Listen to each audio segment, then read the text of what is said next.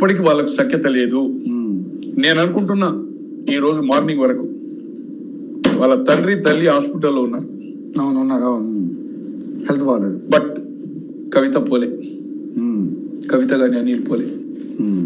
ఆమె farm house కు commission ముందు, కాళేశ్వరం కమిషన్ ఏదైతే ఉంది కదా, గోష్ కమిషన్ అయితే దాని ముందు రాబోయే ముందు గుంపులో పోయింది అక్కడికి కలవడానికి. ఓకే, ఆమె బయటికి వచ్చినాక లెటర్లు కనుకపోలే. అక్కడ ఏం జరిగింది అనేది ఇంకా మళ్ళీ చెప్పదలేదు. But there is no entry. నాకు తెలుసున్న సమాచారము తల్లితోటి కూడా ఏదైతుందో సఖ్యత లేదు, మాటలు కూడా తల్లి తండ్రితో లేదు, అన్నతో లేదు, హరీష్ రావుతో లేదు. పార్టీ సభ్యులు ఎవ్వరు ఆమె కార్యక్రమాలకు సహకరించడం లేదు.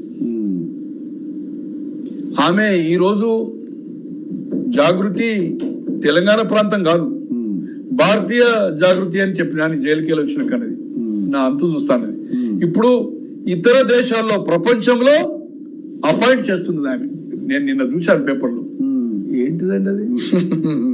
నువ్వు పార్టీ కౌన్సిల్, పార్టీ బైలాస్ ప్రకారం నువ్వు పార్టీ కట్టుబడి ఉండాలి.